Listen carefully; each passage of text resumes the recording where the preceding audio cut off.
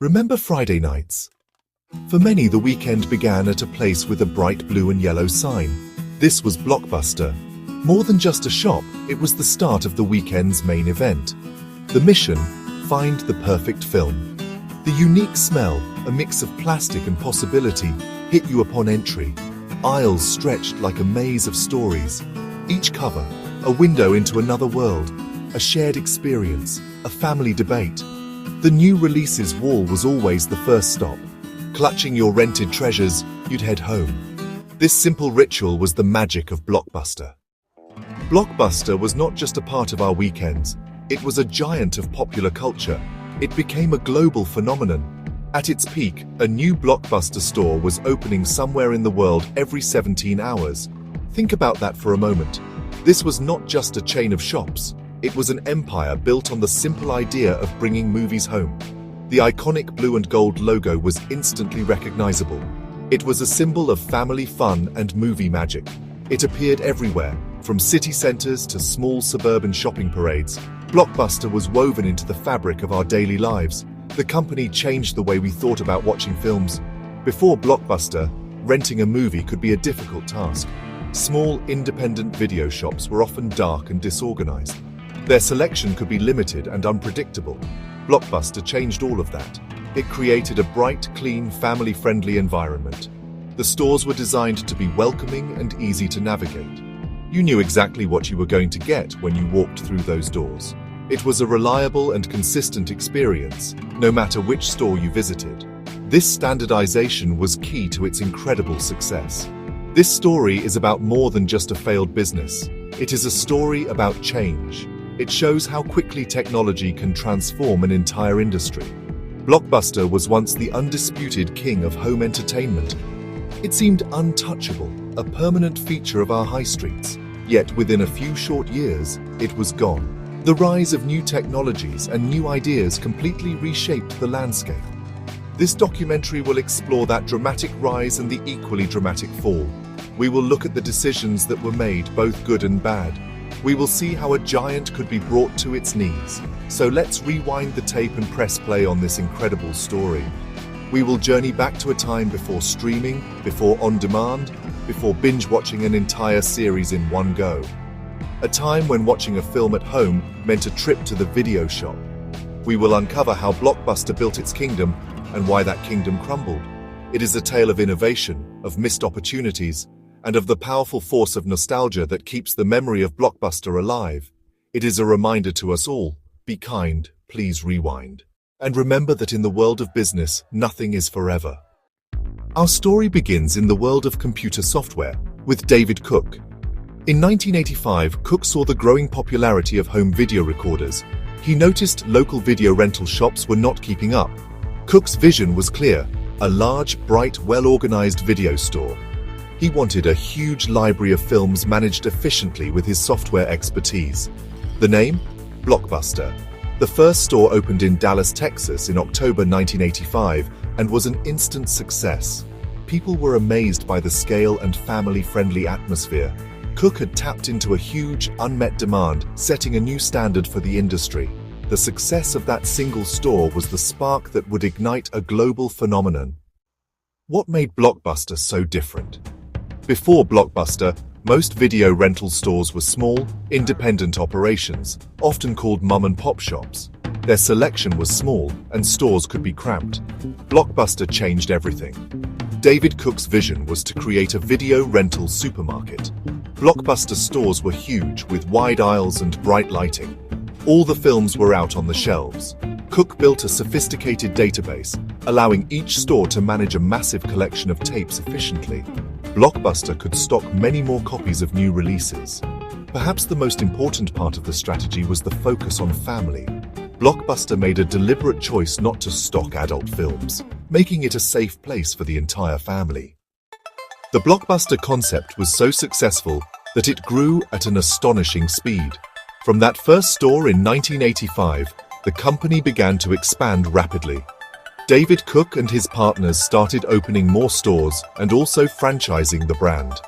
This allowed other entrepreneurs to open their own Blockbuster stores, following the same successful formula. The blue and gold logo started appearing in towns and cities all across America. Each new store was a carbon copy of the last, bright, clean, well-stocked, and family-friendly. This consistency was the secret to its rapid growth. Customers knew exactly what to expect from the Blockbuster brand, no matter where they were. Just 2 years after opening the first store, David Cook sold his share of the company. A group of investors, including the head of waste management, Wayne Huizenga, took over. Huizenga saw the immense potential of Blockbuster and put his foot on the accelerator. He was an expert in growing franchise businesses, and he applied his knowledge with ruthless efficiency. Under his leadership, Blockbuster went on an aggressive expansion and acquisition spree. The company began buying up smaller regional video store chains and rebranding them as Blockbuster stores. This strategy quickly eliminated the competition and established Blockbuster's dominance in market after market. The growth was truly explosive. Throughout the late 1980s and early 1990s, the Blockbuster empire expanded across the United States and then began to move internationally. The first store in London opened in 1989, marking the beginning of its global conquest. Soon, the familiar blue and gold signs were a common sight in the United Kingdom, Canada, Australia, and many other countries. The company's ambitions seemed to have no limits. At its peak, a new Blockbuster store was opening somewhere in the world every 17 hours. It was a blue and gold wave, washing over the globe and changing the way the world watched movies at home. This rapid expansion turned Blockbuster into a cultural icon. It was more than just a successful business. It was a part of the landscape of modern life. The phrase, "a Blockbuster night," entered the popular vocabulary. It meant a cozy evening at home with a rented film, popcorn, and family or friends. The company had not just built a chain of stores, it had created a weekend ritual for millions of people. This early period of incredible growth laid the foundation for the company's golden age. Blockbuster had proven that renting videos could be big business, and it was now poised to become the undisputed king of home entertainment. By the mid-90s, Blockbuster was everywhere, an institution dominating home video rental. Independent video shops had vanished, unable to compete with Blockbuster's selection, bright stores, and marketing. Blockbuster's business model thrived on renting out new Hollywood releases, bought at high prices and rented repeatedly. Popular films were often out of stock on weekends, fueling urgency and excitement. But late fees were a huge controversial part of Blockbuster's profits, sometimes more than the rental itself. At its peak, late fees made up a staggering portion of revenue, but this would become a major weakness. Blockbuster's buying power made it a key player in Hollywood, able to make or break a film's home video success. The company was more than a retailer, it was a force in entertainment. During this golden age, Blockbuster felt invincible, as permanent as the local supermarket. But beneath the surface, cracks were beginning to show. Visiting Blockbuster was a weekend ritual, a sensory experience that defined family movie nights. Bright lights, the smell of plastic cases and popcorn, and rows of films greeted you at the door. The new releases wall drew you in, while aisles organized by genre encouraged browsing and discovery. Choosing a film was tactile, picking up boxes, reading synopses, and debating choices. Empty display cases for popular films meant a special trip to the counter for the real tape. The counter was stocked with popcorn, sweets, and drinks, everything for a perfect movie night. Friendly staff scanned your rentals and reminded you of return dates. Leaving with a bag of treats and a film felt like a small victory. Blockbuster wasn't just about movies, it sold the whole experience. For many, it was the highlight of the week. In the 90s and early 2000s, Blockbuster became a cultural icon, woven into daily life. Blockbuster night meant staying in for a film. Everyone understood the reference. TV shows and movies used Blockbuster as a backdrop for Friday nights, cementing its place in pop culture. The new releases wall was the era's recommendation engine, shaping what everyone watched. Staff were the original influencers, guiding choices and sparking conversations. The store was a social hub. Friends, families, and neighbors all mingled in search of entertainment. Blockbuster's blue and gold logo symbolized reliability and fun worldwide. The brand became part of millions of lives and memories, defining an era of home entertainment. Its dominance seemed unshakable, disappearance unthinkable. Yet the seeds of decline were already sown, waiting for change. Despite fond memories, everyone dreaded Blockbuster's late fees. Life got busy, returns were missed, and penalties piled up, sometimes costing more than the rental. Regular customers felt punished, creating resentment and a negative association with the brand. Late fees became a quiet source of frustration, eroding goodwill. For Blockbuster, these fees were a goldmine, hundreds of millions in revenue. The company clung to this model, blind to the long-term damage. The late fee policy became Blockbuster's Achilles heel, a vulnerability ripe for disruption. Customers began wishing for a more flexible, customer-friendly alternative. The frustration created an opening for new competitors. The king of home entertainment was suddenly at risk. As the 90s ended, technology was changing fast, but Blockbuster was stuck in its ways. The arrival of DVDs, smaller, better, and cheaper, posed both opportunity and threat. Blockbuster was slow to adapt, tied to its VHS-based business and old studio deals. Switching formats required massive investment and renegotiation, making the company hesitant. Smaller rivals embraced DVDs quickly, outpacing Blockbuster's sluggish response. The company's size, once its strength, became a liability, unable to pivot in a fast-moving market. Attempts at innovation were half-hearted, with focus still on physical stores. Executives couldn't imagine a world beyond the high-street rental model. This failure to adapt and reimagine the business proved fatal. Blockbuster's greatest error was seeing new technology as an add-on, not a revolution. Beyond Blockbuster's internal issues, customer habits were evolving. The internet was changing everything. Online shopping's convenience made Blockbuster's model seem old-fashioned. DVD players became common, and DVDs were cheaper to buy than renting. This created an environment for new competitors, unburdened by Blockbuster's legacy. This marked the beginning of the end for Blockbuster.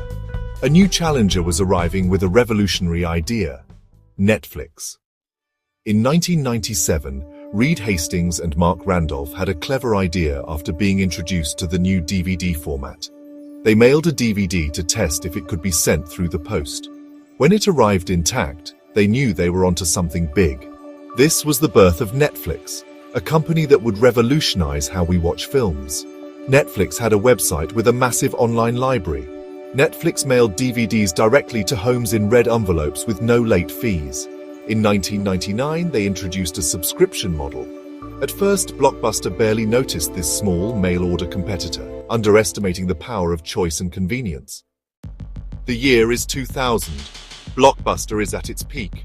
Netflix is a small startup. Reed Hastings and his team arrange a meeting with Blockbuster in Dallas.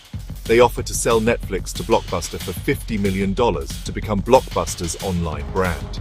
The Blockbuster leadership team, led by CEO John Antioco, listened. The Blockbuster executives seemed uninterested. They practically laughed Hastings out of the room and rejected the offer. This meeting has now become a legendary tale. It represents a colossal failure of vision. By turning down Netflix, Blockbuster was rejecting the future. For Reed Hastings and the Netflix team, the rejection strengthened their resolve. They had just made one of the worst business decisions of the modern era. While Netflix was attacking Blockbuster from the digital world, another threat was emerging in the physical one. This threat was even simpler and more direct. It came in the form of a bright red box. In 2002, a new company called Redbox began placing DVD rental kiosks outside supermarkets and fast food restaurants.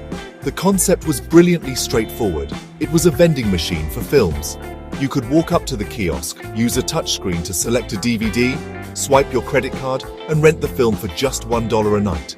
It was cheap, fast, and incredibly convenient. You could pick up a film while doing your weekly shop. Redbox stripped the rental process down to its absolute basics. There were no staff, no large stores to maintain, and no shelves of sweets and popcorn. This lean business model meant they could charge dramatically lower prices than Blockbuster. The $1 price point was a powerful marketing tool. It made renting a film an easy impulse decision. Furthermore, the process of returning the DVD was simple. You could return it to any Redbox kiosk anywhere, not just the one you rented it from. This flexibility was a huge advantage over the Blockbuster model. Blockbuster initially dismissed Redbox just as they had dismissed Netflix. They saw the kiosks as a low-end, budget option that could not compete with a proper Blockbuster store. They failed to appreciate the power of convenience and price. For many customers, Redbox was a perfect solution. It offered the most popular films at a fraction of the cost and with none of the hassle. The red kiosks began to pop up everywhere, like mushrooms after a rainstorm, often right in the car parks of the very shopping centers that housed a Blockbuster store. This new competitor attacked Blockbuster's business from a different angle. Netflix was stealing the loyal film-loving subscribers who valued choice. Redbox was stealing the casual, price-conscious renters who valued convenience. Blockbuster was now caught in the middle, squeezed from both sides. Its large, expensive-to-run stores began to look like a major liability. The king of the high street was being besieged, not just by a digital army, but by a physical one as well, one bright red kiosk at a time. Faced with Netflix and Redbox, Blockbuster finally acted, launching Blockbuster Online in 2004. Customers could return online rentals to stores, a good idea leveraging their locations. However, this came too late. Netflix already had a huge head start. In 2005, Blockbuster eliminated late fees, but the confusing policy angered customers and cost millions. Streaming video was the final nail.